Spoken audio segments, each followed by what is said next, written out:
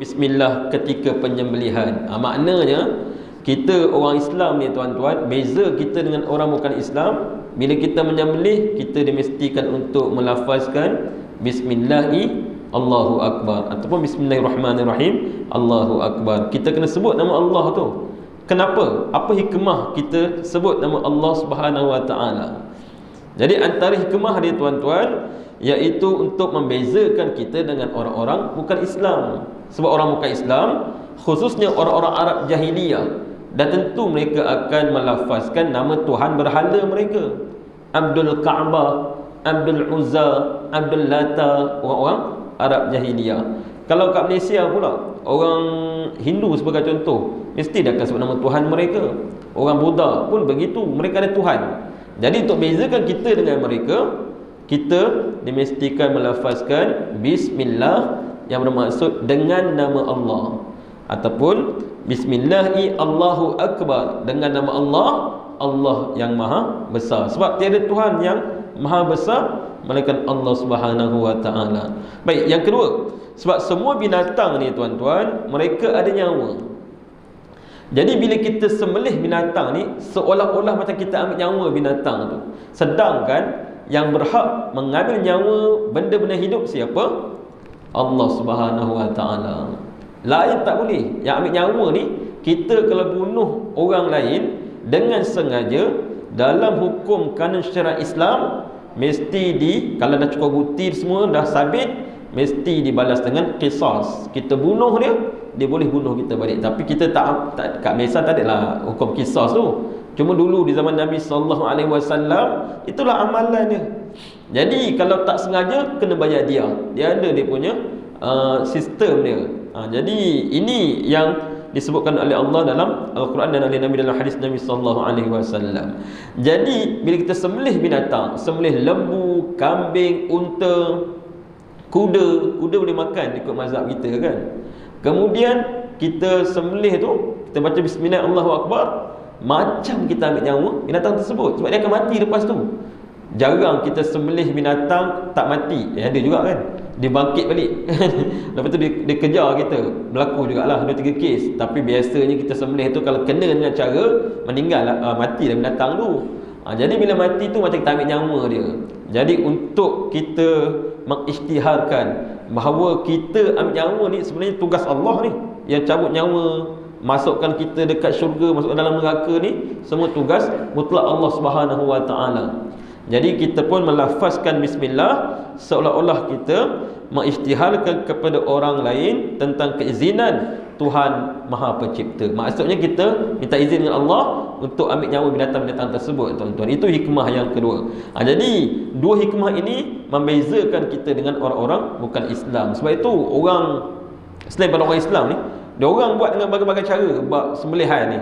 Macam kita memang syarat, mesti kita dah bincang dulu sebelum ni, mesti putus 2 urat al-wajdan dalam bahasa Arab.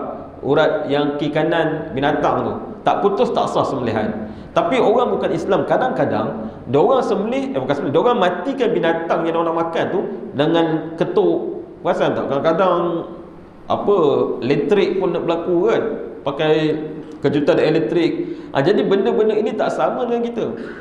Kita orang Islam disyariatkan dan mesti nak makan ayam, itik, lembu, kambing, unta. Unta tu kalau makan tuan-tuan sebulan tak habis kan, besar. Unta, rusa mesti sembelih dan mesti terputus al-wajdan ataupun 2 urat halkum dan juga urat marik. Baik.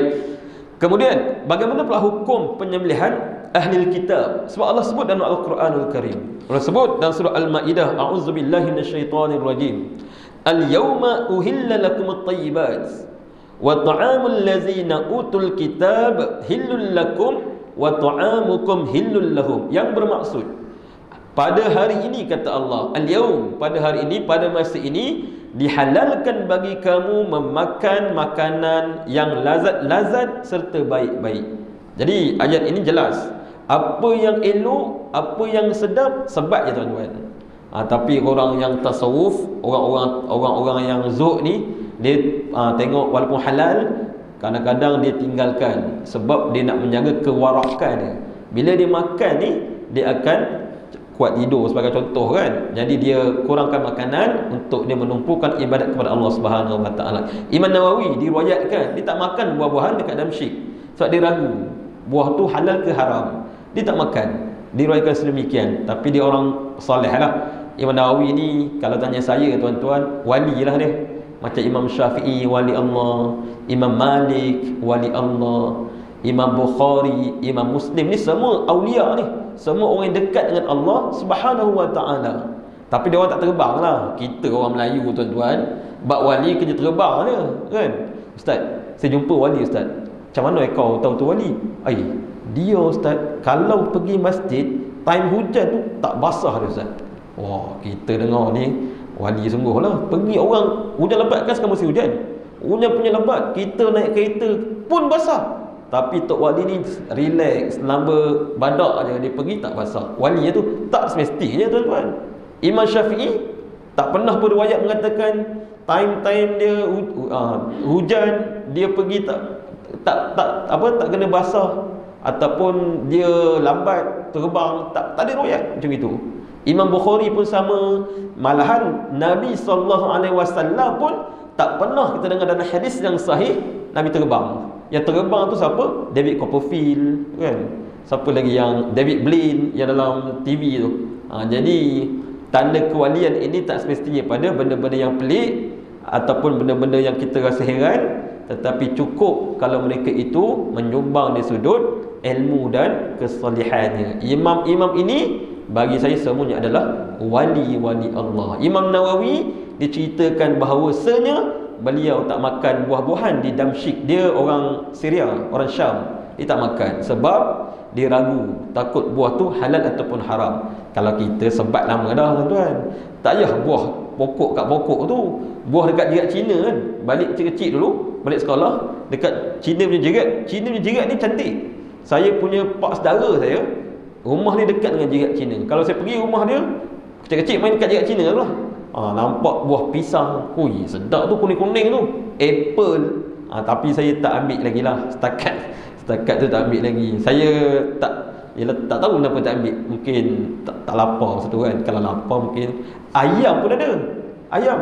Jadi ini benda-benda yang berlaku dalam kehidupan. Baik, dalam ayat ini tuan-tuan, Allah sebut apa? Hari ini dihalalkan bagi kamu memakan makanan yang lazat dan baik-baik. So kaedah pertama dalam Islam, semua makanan yang elok, tak beracun, baik, tak mudarat, semuanya halal. Kemudian Allah sebutkan wa ta'amul ladzina utul kitab, dan makanan sembelihan orang-orang yang diberikan kitab. Siapa lagi daripada Islam yang dikurniakan kitab? Iaitu al-yahud wan nasara. Kan Al-Quran dalam Quran banyak sebut ya ahlal kitab la taghlu fi dinikum. Siapa ahli kitab ni? Merujuk kepada al-yahud wan nasara, Yahudi ataupun Kristian. Walaupun kita benci Yahudi ni, kita benci Yahudi tuan-tuan. Yitzhak Rabin, Benjamin Netanyahu, Ariel Sharon, ini semua kerja bantai umat Islam dia. Mereka ni memang dalam otak dia orang ni kerja nak bunuh orang Islam dia. Jadi memang kita benci. Tapi rupa-rupanya Allah benarkan kalau diorang bagi kita ayam yang diorang sembelih cara diorang sekali pun, kita boleh makan.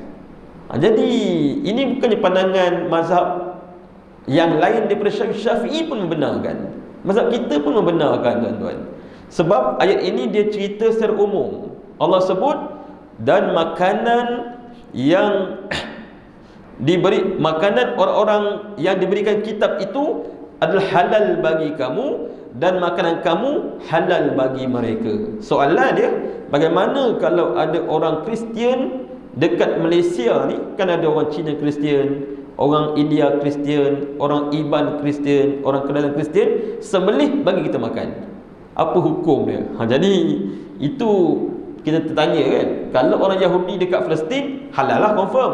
Malahan ada, saya masih ingat bulan 8 dulu tu, waktu kita berhenti tuan-tuan, ada seorang haji tanya saya, Ustaz, bukankah kita boleh kahwin dengan orang-orang ahli kitab ni? Kalau tuan-tuan ingat kan, saya duduk kat belakang tu. Saya cakap boleh. Itu kita akan jumpa nanti insya-Allah. Memang boleh. Sama macam kes Haji tu bukan kot. Dah 4 bulan saya pun tak ingat dah rupa macam mana kan. Tapi dia duduk kat belakang tu lah. Dia tanya, Ustaz, bukannya boleh kita kahwin dengan perempuan-perempuan ahli kitab? Jawapannya boleh. Sama macam kisah sembelihan ni. Boleh. Tapi ahli kitab yang macam mana? Baik, Imam Syafi'i rahimahullahu ta'ala meletakkan syarat. Apa syarat dia? Mesti ahli kitab itu yang asal-asal ahli kitab.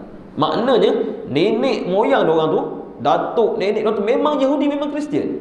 Sebab agama Yahudi ni dia datang awal sebelum agama Islam lagi. Agama Kristian muncul sebelum Nabi diutuskan. Malahan jarak antara kerasulan Nabi Isa dengan kelahiran ataupun kerasulan Nabi Muhammad ni hampir 600 tahun. Maknanya antara tempoh tu memang ada dah orang Kristian. Memang dah ada dah orang Yahudi lagi awal. Yahudi ni kitab mereka adalah Taurat dan juga Zabur. Kitab daripada Nabi Musa dan juga Nabi Daud lagi awal. Nabi Musa walaupun dekat dengan Isa kan, Musa, Isa tak pernah jumpa pun. Nabi Musa dengan Nabi Isa ni jauh, dekat 1000 lebih tahun. Beza gap antara kedua-dua rasul ini.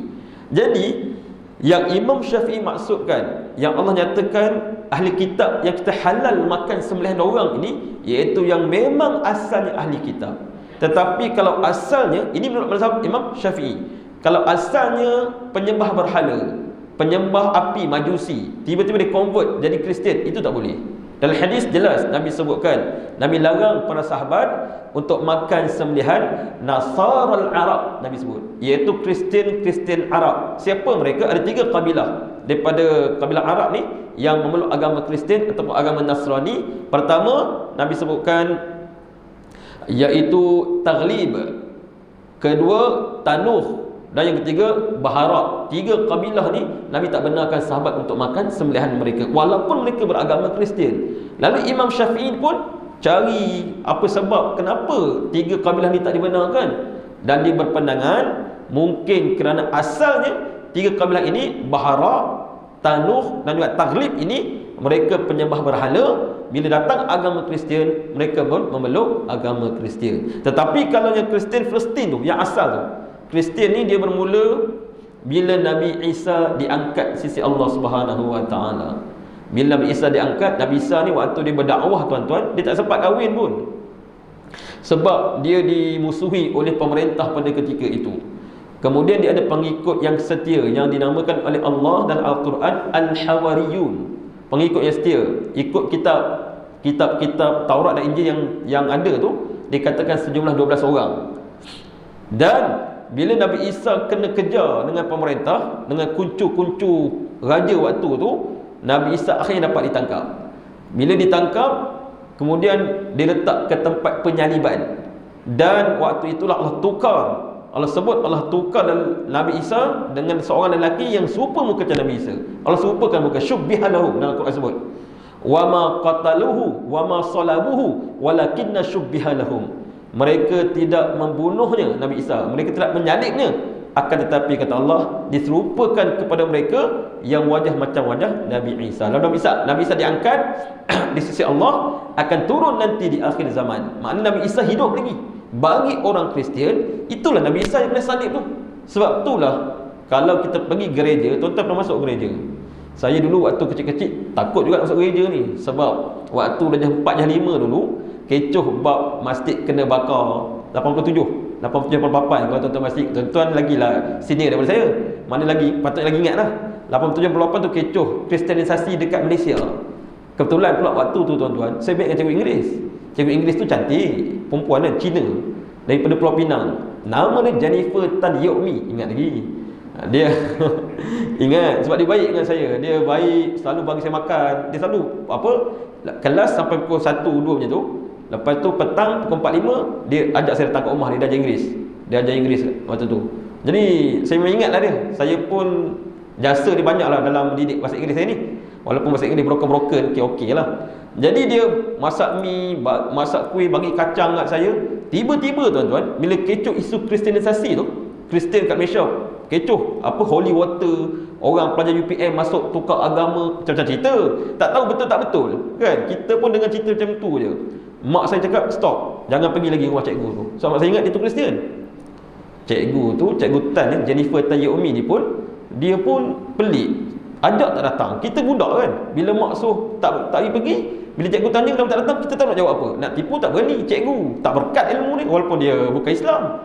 Lepas tu dah seminggu tak datang, dia pelik 2 minggu tak datang. Last kali ditanya saya, Faisal, kenapa kamu tak datang mah teacher? Why you are not come? Cik konon kan. Kenapa kamu tak datang? Saya cakap, mak saya tak bagi. Saya pun terus terang dia. Lepas tu dia tak pakai tudung, dia ada rantai kan, diikat dia ada rantai. Lepas tu pakai cikgu lah, maknanya dia pakai skirt bawah pada lutut tu. Lepas tu cikgu tahu kenapa kamu tak datang. Lepas tu dia keluarkan rantai dia. Dia keluarkan rantai dia. Cuba tengok. Saya tengok, rantai tu tak ada lambang salib pun. Dia lambang sauh. Dia kata, ni salib ke tak? Saya cakap, bukan salib lah teacher. Teacher bukan Kristian, dia kata. Teacher Buddha. Saya cakap, ini sauh ni, ini maksud teacher bukan Kristian. Saya happy lah. Saya memang suka dia baik kan. Bagi makan sebagainya. Saya balik cerita kat mak saya. Saya cakap, okey, pergilah, kata. Lepas tu saya pergi balik. Cerita dia tuan-tuan, dulu bila Kristian ni nak baca kitab Injil pun takut, nak kawan dengan orang Kristian pun takut, nak masuk gereja pun takut. Kenapa? Sebab kita bimbang kita akan jadi Kristian. Bila saya dah besar, saya pergi 2-3 tempat dekat luar negara tu, saya nampak gereja, saya masuk. Saya jumpa padri Kristian, dia bawa kitab Injil tu, saya pun panggil dia. Mesti ni, tengok kau punya kitab, saya baca. Kan masa tu ada lah sikit basic, kita pun istighfar jugalah. Sebab mak saya cakap, kalau baca kitab Kristian menjadi Kristian. Saya pun takut juga kan. Jadinya baca, rupanya tuan-tuan, kalau kita baca kitab dia, kalau kita masuk gereja dia, kita makin kuat untuk Islam ni. Kita lagi kuat rasa Islam ni agama yang benar. Bila kita masuk kat gereja Katolik, ada patung-patung kan, ada 3 patung. Dah nampak dah tak betul agama dia orang ni. Sepatutnya apa yang kita bimbang? Baca pula kitab Injil. Tuan-tuan baca kitab Injil. Ada cerita Nabi Lut berzina dengan anak perempuan ni 2 orang. Macam-macam. Nabi Daud mengintai isteri pada panglima dia dalam kitab Injil sekali. Buka. Jadi ini kitab suci ke? Cerita macam ni. Maknanya kita lagi tebal rasa Islam itu agama yang benar, dan Islamlah agama yang betul-betul datang daripada Allah Subhanahu Wa Taala. Cuma sebab kita rasa macam bimbang tu bila orang sebut macam tu macam ni kan, lalu kita pun tak berani. Tapi tuan-tuan pun jangan pula pergi masuk gereja ramai-ramai. Kecoh, siapa yang suruh? Saya tak suruh pun. Tapi dia macam faham ustaz macam suruh je. Tak Maknanya nak bagi tahu dekat gereja Katolik ada lambang salib tu, itulah kononnya bagi orang Kristian Nabi Isa yang telah disalib oleh pemerintah pada waktu itu dan mati kononnya. Sedangkan bagi kita Ahli Sunnah wal Jamaah, akidah kita mengatakan Nabi Isa masih hidup dan akan turun di akhir zaman, dan Nabi Isa lah yang akan membunuh Dajjal laknatullahu alaihi.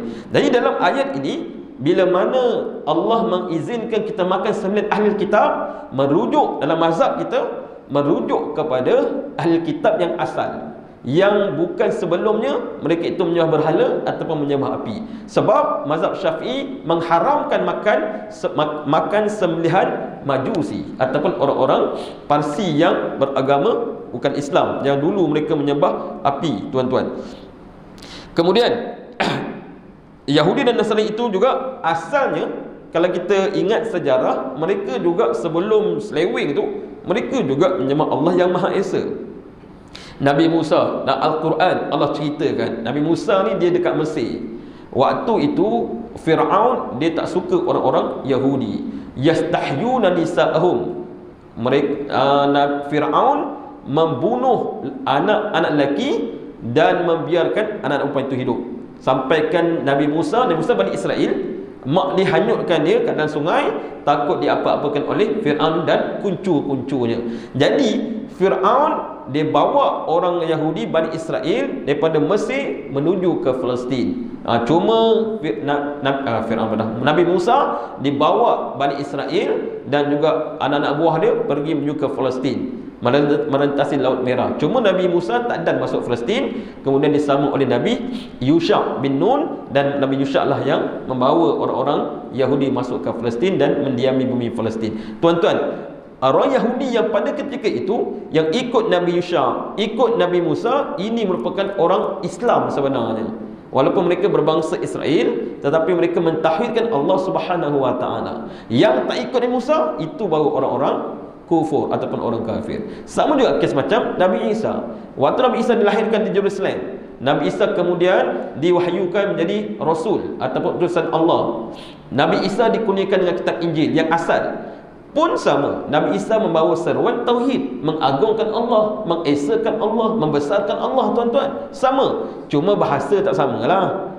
Quran bahasa Arab, sebab Allah turunkan Quran kepada Nabi Muhammad sallallahu alaihi wasallam. Nabi Muhammad berbangsa Arab, Arab Quraisy. Nabi Isa bukan bangsa Arab. Nabi Daud bukan bangsa Arab. Lalu kitab mereka bukan bahasa Arab, bahasa lain daripada bahasa Arab. Jadi bila Nabi Isa berdakwah, ada pengikut yang ikut Nabi Isa, mereka itu orang Islam lah, yang mengesakan Allah. Cuma mereka tidak dinamakan dengan Islam, sebab Islam itu perkataan Arab. Jadi bila Nabi Muhammad diutuskan, Nabi Muhammad dikurniakan Al-Quran, Islam itu perkataan Arab yang bermaksud tunduk, patuh, taat, ikut perintah Allah. Jadi kita yang tunduk, patuh dengan Allah ni, kita semua orang Islam yang mengucap syahadah, yang meninggalkan semua larangan Allah. Sama juga macam pengikut Nabi Musa, pengikut Nabi Daud, dan semua pengikut para Nabi. Pengikut Nabi Adam, Nuh, Hud, Soleh. Nabi Nuh kan, dalam Quran cerita naik kapal sama dengan Nabi Nuh, ada 80 lebih yang ikut Nabi Nuh. Itu semua Islam, semua ikut seruan dakwah Nabi Nuh. Yang tak ikut, semuanya kafir dan mendustakan Allah Subhanahu wa taala. Jadi bila Allah sebut 9 ahli kitab, ahli kitab itulah ahli kitab yang asal, yang mana dulu mereka, nenek moyang mereka dulu ikut ajaran Nabi Musa dan juga Nabi Isa. Adapun Kristian yang ada dekat Malaysia, kalau kita ikut mazhab Syafi'i, contohnya orang Cina yang masuk Kristian, mereka sembelih bagi kita makan, hukumnya haram untuk kita makan, tak boleh. Walaupun mereka Kristian. Itu pandangan mazhab Syafi'i. Bagaimana pula dengan sembelihan orang-orang yang tak percaya Tuhan? Kan ateis, tak percaya Tuhan, kumpulan-kumpulan penyembah syaitan, Illuminati, Freemason, macam-macam lagi, gang black metal kan, death metal, apa lagi, kumpulan-kumpulan yang makan darah kambing macam-macam tu. Macam mana kalau orang sembelih dia bagi kita makan? Hukum dia, kalau orang Parsi yang menyembah api pun tak boleh makan sembelihan mereka. Kalau yang tak percaya Tuhan lagi tak boleh makan. Komunis sebagai contoh kan, mereka yang merupakan komunis, mereka tak percaya adanya Tuhan, Karl Marx dan macam-macam lah, kumpulan apa, saintis-saintis yang tak percaya adanya Tuhan. Mereka sembelih, kita yakin mereka itu adalah ateis ataupun mulhid, mereka tak dibenarkan, kita tak dibenarkan makan sembelihan mereka, tuan-tuan. Hukumnya adalah haram.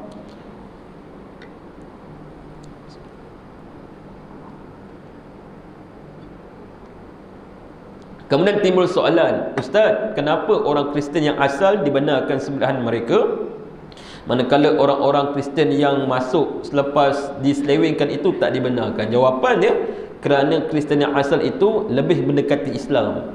Mereka pernah mentauhidkan Allah Subhanahu wa taala, dan mereka pernah beriman pada rasul-rasul mereka yang diutuskan. Jadi mereka dekat dengan kita. Pernah tuan-tuan, dalam sirah surah Ar-Rum, Allah turunkan ayat dalam surah Ar-Rum, ghulibatir Rum, dalam surah Ar-Rum kan, dikalahkan bangsa Rum.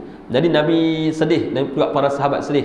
Lalu bila ditanya, kenapa ya Rasulullah? Kena sebab Rom ini mereka beragama Kristian, manakala mereka kalah dengan orang Majusi, Majus, yang mana Majus itu menyembah api.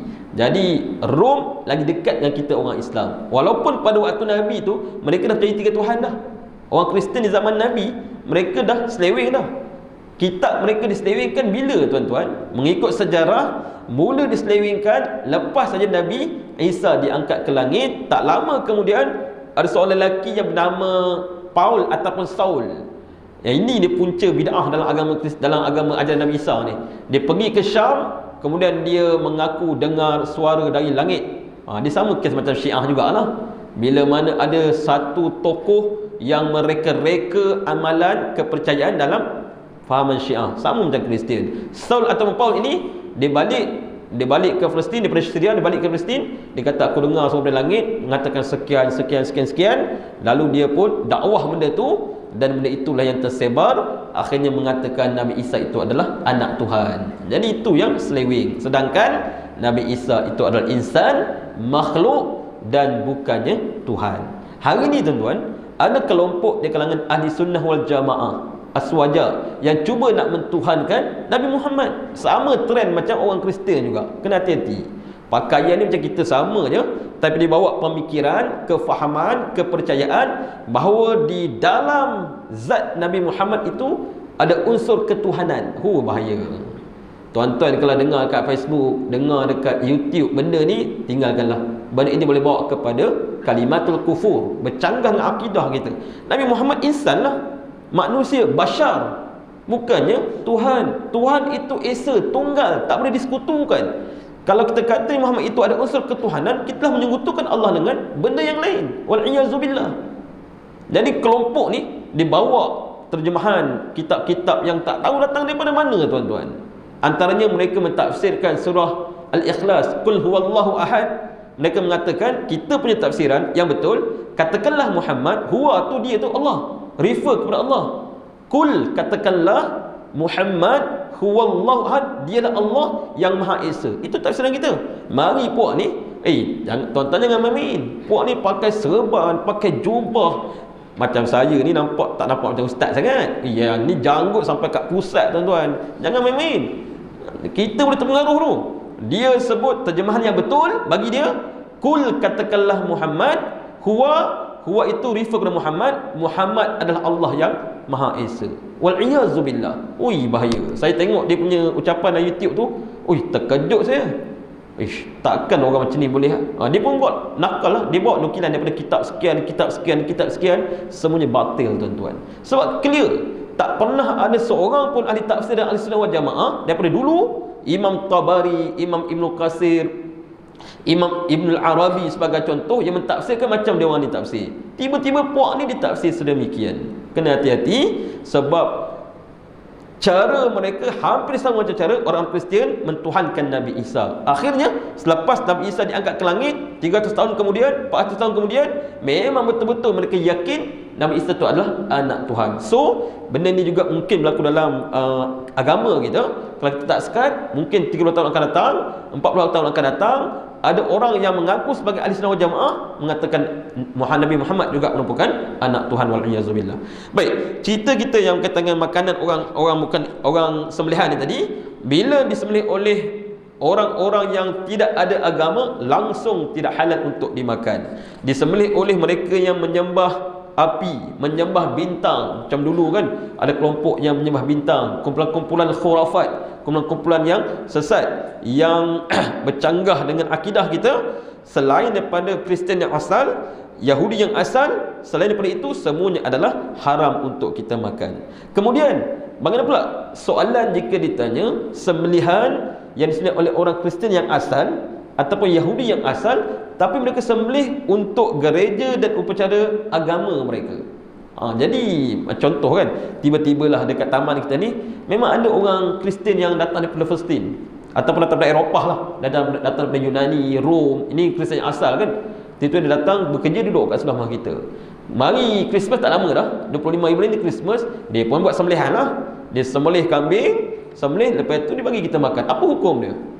Jadi ulama' dah jawab soalan ini. Jika seorang ahli kitab Yahudi dan Kristian yang asal menyembelih binatang dan tidak mendengar dia menyebut nama selain daripada nama Allah, memanglah mereka Tuhan ada banyak kan. Kristian ada Tuhan ayah, Tuhan bapa, Tuhan anak, dan juga Virgin of Mary. Jadi ataupun Ruhul Qudus. Jadi mereka ada banyak Tuhan. Kalau kita dapat sembelihan mereka dan kita yakin mereka sembelih tak sebut nama Allah, tetapi mereka menyebut Al-Masih. Masih ni gelaran kepada Nabi Isa.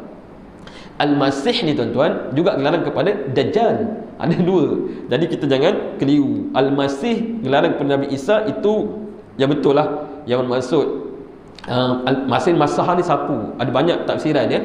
Antaranya sebab Nabi Isa ni sewaktu dia hidup sebelum diangkat ke langit tu, dia mukjizat dia boleh menyembuh penyakit dengan sapuannya. Dia sapu, orang yang buta boleh celik, boleh cerah kembali. Itu mukjizat Nabi Isa. Lalu Al-Masih juga kepada Nabi Isa, dan juga Al-Masih dan kepada Dajjal laknatullahu alaih. Ataupun Al-Uzair. Al-Uzair ini adalah manusia di zaman Bani Israel yang mereka kata Al-Uzair juga anak Allah. Al-Uzair ibn Allah dalam Al-Quran. Jadi orang Yahudi mereka kata Uzair anak Allah, Orang Kristian mereka mengatakan Nabi Isa anak Allah. Lalu kita dengar puak ni sembelih sebut nama dua-dua ni, Al-Masih Al-Uzair. Semasa menyembelih maka penyembelihannya halal, boleh kita makan. Tetapi jika terdengar daripadanya bahawa dia menyebut nama-nama selain nama Allah, maka sebahagian fuqaha, sebahagian ulama ada yang mengharamkan penyembelihan itu kerana dia ditujukan kepada selain daripada Allah Subhanahu wa taala. Jadi ada dua pandangan lah. Satu kata boleh, satu kata tak boleh. Setengah fuqaha mengatakan bahawa Allah telah membolehkan memakan makanan mereka sebab Allah lebih tahu apa yang mereka lakukan. Waktu Allah turun ayat ni, ayat surah Al-Maidah ni tuan-tuan, Allah sebutkan Al-Maidah ayat 5 ni, al-yauma uhilla lakumut thayyibat ni, maknanya ayat ni turun Kristian pun dah ada dah. Bukannya Kristian tak ada lagi, Kristian Yahudi memang dah ada lama dah. Jadi Allah Maha mengetahui. Bila Allah turun ayat ni, Allah dah tahu mesti mereka akan sembelih untuk upacara agama mereka. Jadi sebagian ulama membenarkan kalau dia sembelih sebabkan apa Christmas nanti sebagai contoh, tapi kena Kristian asal lah. Kristian Cina India tak boleh, Kristian Iban Kadazan tak boleh. Kristian yang betul-betul nenek moyang dia memang orang Kristian. Jadi dibenarkan oleh sebagian ulama. Abu Darda dalam satu hadis riwayat Imam At-Tabrani, Abu Darda radhiyallahu anhu pernah ditanya berkenaan seekor kambing kibash yang disembelih untuk gereja yang dinamakan dengan gergis. Jadi gereja tu nama gergis. Mana gereja pun dah ada. Gereja ni pula kalau dekat apa negara barat penuh lah, macam kita masjid kat Malaysia kan, gereja-gereja dan penuh dengan patung. Tuan-tuan pergilah dekat negara Eropah tu, gereja dia pun atau katedral memang lama-lama punya gereja. Jadi memang orang Kristian dia orang dah ada sebelum adanya Islam lagi. Lalu Abu Darda waktu ditanya, kemudian dagingnya dibahagi-bahagikan kepada para sahabat, lalu apakah boleh kita memakannya? Jawab Abu Darda ni sahabat. Jawab Abu Darda, ya Tuhanku, mudah-mudahan dimaafkan kerana mereka itu ahli kitab yang makanan mereka adalah halal bagi kita dan makanan kita adalah halal bagi mereka. Mana sahabat Nabi Abu Darda ni, dia kata boleh makan sebab dia berpegang dengan ayat tadi surah Al-Maidah, yang ayat itu berbentuk umum. Allah tak letak syarat pun pada ayat tersebut. Malahan Abu Darda ni dia selalu dengan Nabi SAW. Jadi dalil ini menunjukkan sebahagian ulama ambil dalil ini dan menghalalkan kalau kita makan sembelihan orang-orang Kristian dan Yahudi yang mereka sembelih untuk upacara agama mereka. Imam Malik juga pernah ditanya. Imam Malik ni bukan sahabat lah, Abu Darda sahabat. Imam Malik ni tabi'in, tuan guru kepada seseorang, tuan guru kepada Imam Asy-Syafi'i rahimallahu taala. Jadi orang yang alim. Kitab Al-Muwatta merupakan himpunan hadis yang paling awal sampai ke tangan kita pada hari ini. Bukhari tu kemudian lagi. Bukhari, Muslim, Al-Imam Abu Dawud, Tirmizi, Nasai, Ibn Majah ni, itu semua selepas Imam Malik. Imam Malik dihimpun kitab itu Al-Muwatta. Bila mana khalifah pada waktu itu minta dia buat, dia pun buat. Dan inilah kitab himpunan hadis yang paling lama sampai kat kita pada hari ini. Tuan-tuan kalau ada kesempatan, bolehlah talaqi ataupun belajar kitab Muwatta. Saya belajar seronok sebab dia mazhab Malik. Dalam tu dia ada apa perkara fiqh. Cuma dia mazhab Maliki lah. Kita Syafi'i. Tak ada masalah. Imam Malik juga ahli sunnah. Imam Syafi'i juga ahli sunnah. Bukannya Imam Malik itu Syiah ke Wahabi dan sebagainya tuan-tuan. Tak, semuanya betul belaka. Imam Abu Hanifah ahli sunnah, Imam Bukhari ahli sunnah, Imam Hanbali ahli sunnah. Semua ini boleh kita belajar dan boleh kita khatam kitab-kitab yang mereka karang tuan-tuan. Okey, Imam Malik pernah ditanya suatu zaman ya tentang binatang yang disembelih oleh ahli kitab untuk upacara hari besar mereka dan untuk gereja mereka. Clear. Dia kena tanya oleh orang Islam pada zaman itu, pada kurun ke-3 Hijrah tu atau ke-2 Hijrah. Jadi ditanya tentang sembelihan ahli kitab yang disembelih untuk upacara besar mereka dan untuk gereja mereka.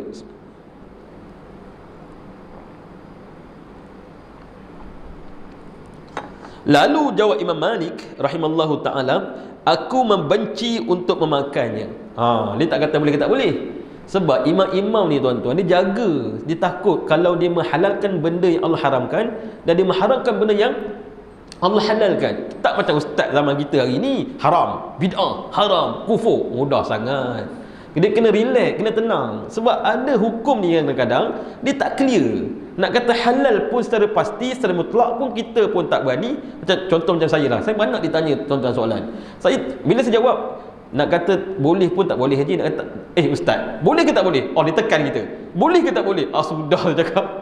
Jadi saya cakap nantilah saya rujuk kitab lah, kata nak cari mana ulama-ulama yang kata boleh, saya kata boleh. Jadi kalau tanya saya tak boleh nak jawab sekarang, kata kan. Sebab dia nak tanya boleh ke tak, halal ke haram. Dia dua je, A, B. Dia tak ada yang tengah-tengah tu. Sedangkan Imam Malik tuan-tuan, dia ditanya aku membenci untuk memakannya. Itu dia punya jawapan di awal-awal. Dan aku tidak mengharamkannya. Ini boleh ke tak?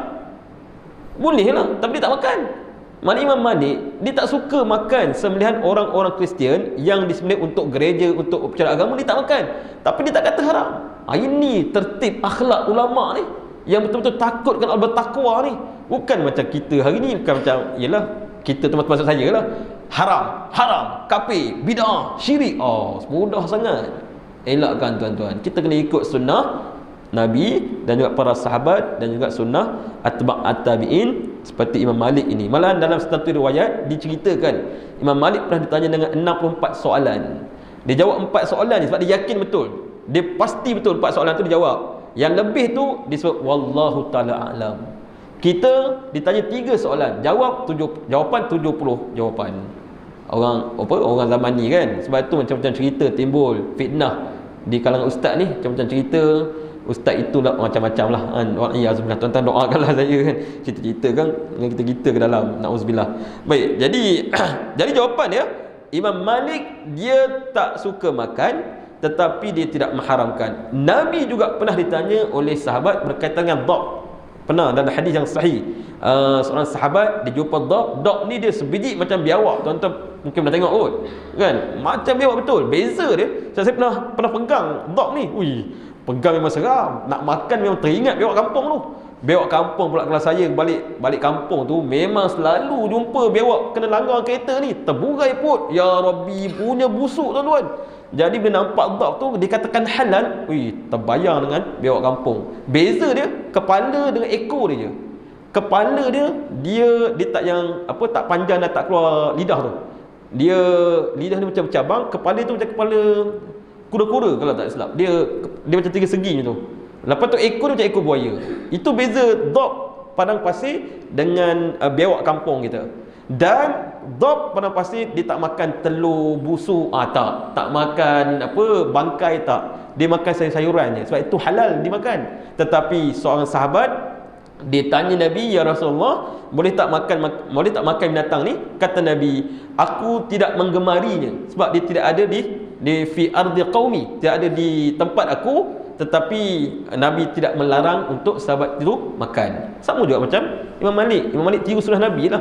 Dia tak suka, tetapi dia tidak mengharamkan sebab tidak ada nas yang mengharamkan untuk kita makan sembelihan ahli kitab bagi mereka yang menyembelih bagi upacara agama dan juga bagi perayaan mereka. Imam Malik membenci memakannya kerana kewarakan dan kebimbangannya jika perbuatan tersebut termasuk dalam apa yang disembelih bukan kerana Allah. Dia bimbang, takut-takut benda tu haram sebab dia warak. Warak ni dia mana warak? Meninggalkan perkara yang halal sebab bimbang itu adalah haram, ataupun meninggalkan perkara yang syubhat sebab dia bimbang itu adalah perkara yang haram. Itu orang yang warak. Benda tu dia tak yakin. Orang lain semua sebat kan. Orang lain semua tibai makan. Dia bukan macam Imam Nawawi lah. Bila mana dia tengok buah tu dekat Damsyik tu, dia kuasai oleh pemerintah pada waktu itu. Imam Nawawi ni di zaman kerajaan Mamluk. Kalau kita buka sirah, Mamluk ni dia memerintah Mesir sampai ke Syam dalam beberapa tempoh. Lama juga Mamluk ni. Dan masa Mamluk ini adalah mereka yang dimiliki hamba. Maknanya dulu mereka adalah hamba dan kemudian mereka menjadi raja. Jadi Imam Nawawi zaman itu dia tak berapa yakin sebab buah pokok-pokok tu dimiliki oleh Sultan Zahir pada waktu tu. Jadi sultan ni dibagi dia mungkin ada bercampur sumbernya antara halal juga haram, lalu dia pun tak makan sebabkan kewarakannya. Sama macam Imam Malik, bila mana ada sembelihan yang disembelih untuk acara keagamaan bagi orang Kristian juga orang Yahudi, dia tak makan bukannya sebab haram, tetapi dia bimbang jatuh kepada haram. Yang dimaksudkan dari penyembelihan itu ialah Tuhan-Tuhan mereka, dan mereka selalunya tidak akan makan daging-daging itu. Tetapi jika binatang yang disembelih itu untuk makanan mereka, maka mereka akan memakannya. Baik, jadi tuan-tuan, kesimpulannya yang kita bincang pada malam ini, pertama sekali, sembelihan orang-orang bukan Islam kita pecah kedua.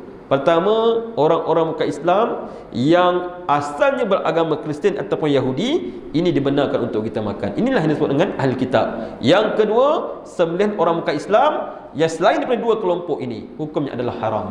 Kemudian, yang kedua pula, sembelihan orang asal Yahudi yang bukan Kristian bagi upacara keagamaan mereka, atau disembelih untuk gereja. Mereka tak sebut pun bismillah, tak sebut pun nama Allah, tapi mereka sebut nama Al-Masih, Al-Uzair sebagai contoh.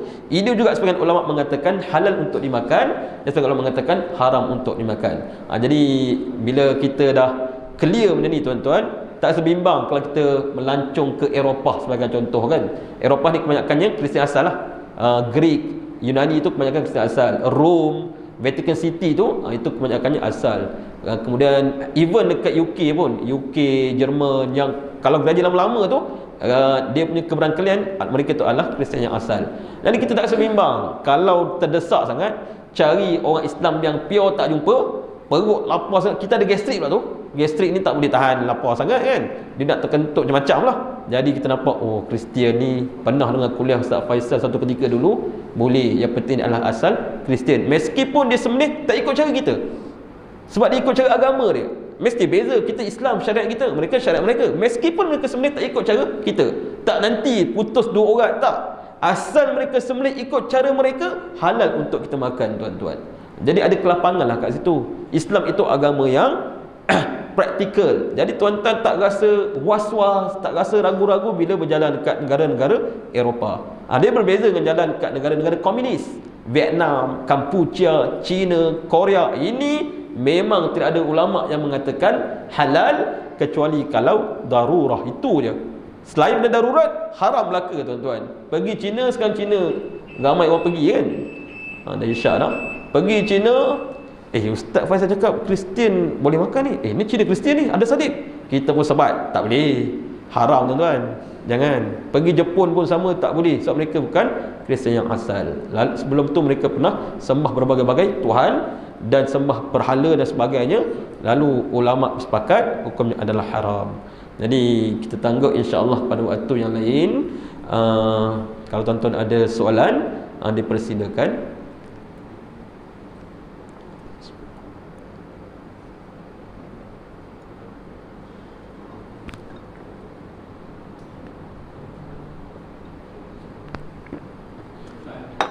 Silakan.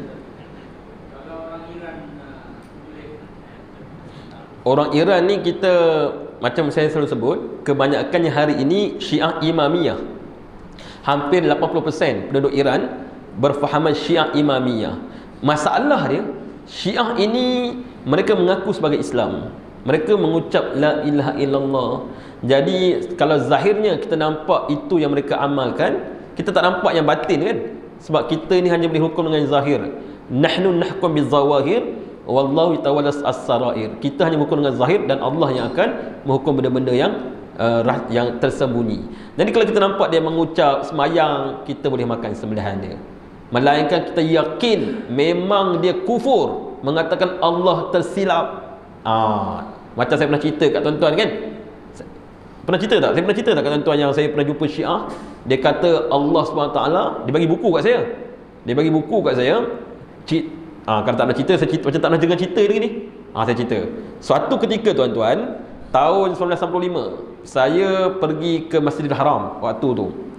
Lebih kali 5 minit lah kot. Saya limitkan. Nanti kan ada pula ustaz cerita je panjang kan. Cerita je panjang. Baik, lepas tu, bila saya pergi ke Masjidil Haram, dia tak macam kita hari ni. Masjidil Haram sekarang ni luas. Dulu tahun 1995 ni Masjidil Haram 3 tingkat macam tu je.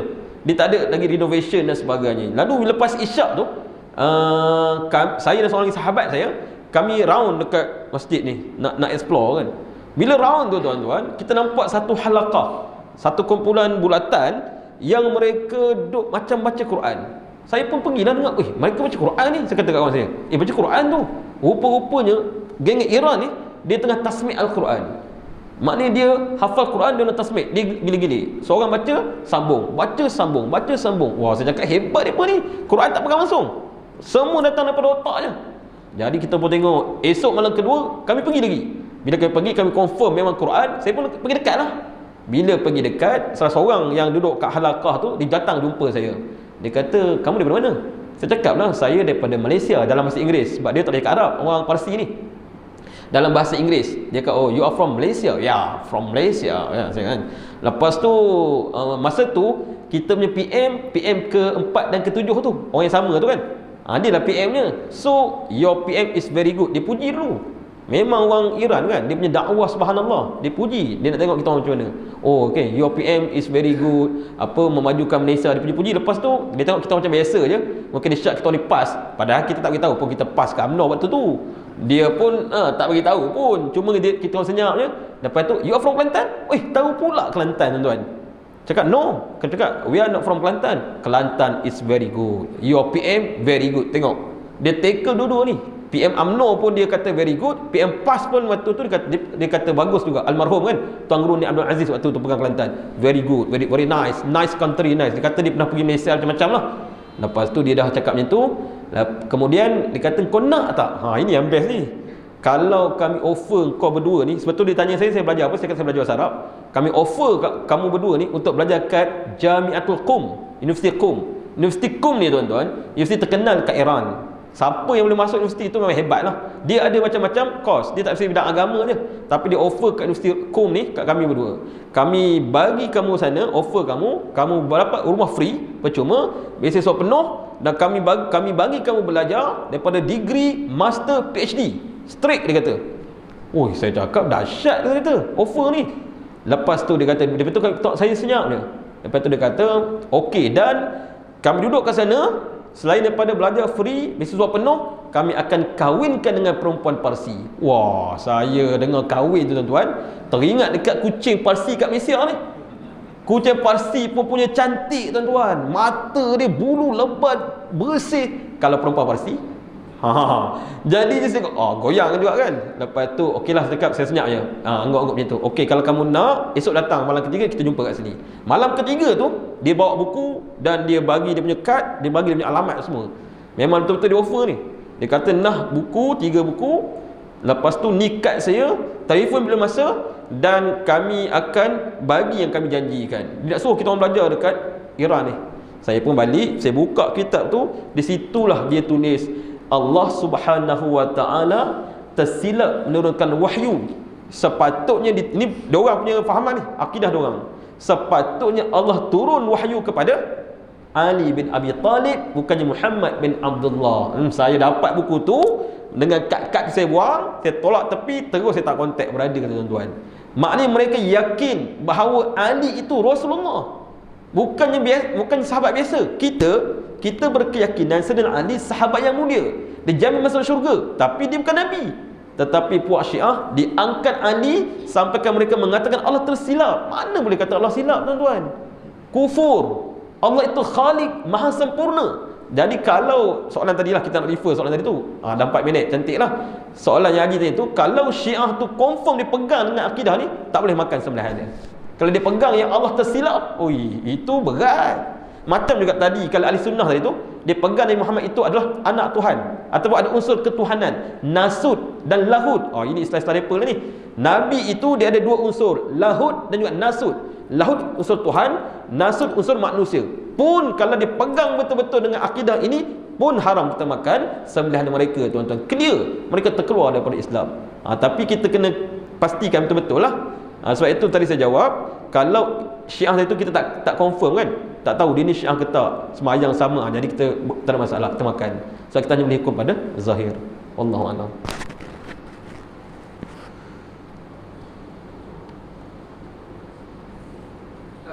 Ya, silakan. US siasat. Ya, tak perlu. Maknanya tuan-tuan kalau pergi ke Amerika, pergi dekat Amerika, Spanyol, yang kita tahu ada gereja yang lama-lama kan, Itali, lagi ada gereja yang lama. Kemudian kita pergi masuk KFC dia, Adakah kita dibenarkan untuk makan? Hukumnya dibenarkan.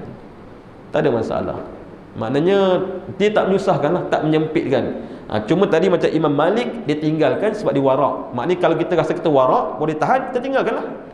Itu yang terbaik lah kan. Sebab kita nak dia orang Islam ni. Tapi kalau sampai sakit perut, gastrik, orang rumah marah, bang apa ni, saya berak je, gastrik, berak kan. Sampai kita menyusahkan jemaah-jemaah yang lain sebagai contoh. Tidak salah kiranya kita nak makan KFC yang disembelih orang Kristian yang asal. Sebab dibenarkan oleh para ulama. Allah benarkan sebab ayat itu umum. Ayat surah Al-Maidah tu tuan-tuan tidak ditakyidkan atau diikat dengan apa-apa syarat. Sebab itu ulama membenarkan. Jadi menjawab soalan haji tadi tu, dibolehkan. Tak ada masalah. So ada kelapangan lah. Lepas ni tuan-tuan rasa oh boleh. Cuma waktu saya pergi Eropah tu, saya cari Pakistan jugalah. Kan? Saya cari orang rumah saya cakap, bang boleh? Tak apa, ada Pakistan tu, cari Pakistan dulu kan? Pergi saya, cuma ada satu ketika tu saya sampai kat Itali, saya sampai dekat Venice. Waktu tu memang tak ada orang Pakistan, Bangladesh tak ada, Pakistan pun tak ada. Itu memang duga betul. Makan pisang hari-hari tak larat tuan-tuan. Kesudahannya saya jumpa orang Bangla buat pizza. Ini tapi dah 8.30 lah tuan-tuan, cerita next time lah. Next time lah tuan-tuan. Jadi jawapan tadi dibenarkan, tak ada masalah. Cuma dari sudut warak kita tinggalkan, seperti Imam Malik rahimallahu taala. Jadi kita sambung pada bulan hadapan insya-Allah dengan tajuk yang ini juga berkaitan dengan sembelihan.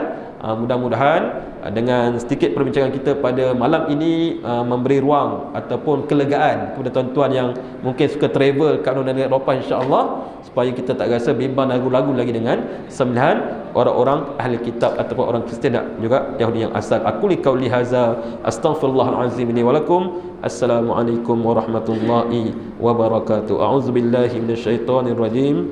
Bismillahirrahmanirrahim. Alhamdulillahi rabbil alamin.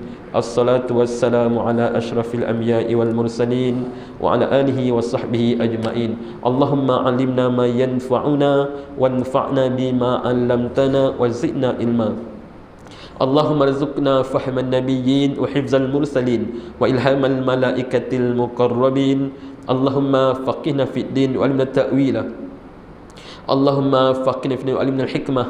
Allahumma faqihna fid din wa anshur minna wa sallallahu ala sayyidina Muhammad wa ala alihi washabbihi wasallam walhamdulillahi rabbil alamin. Taqabbalallahu minkum.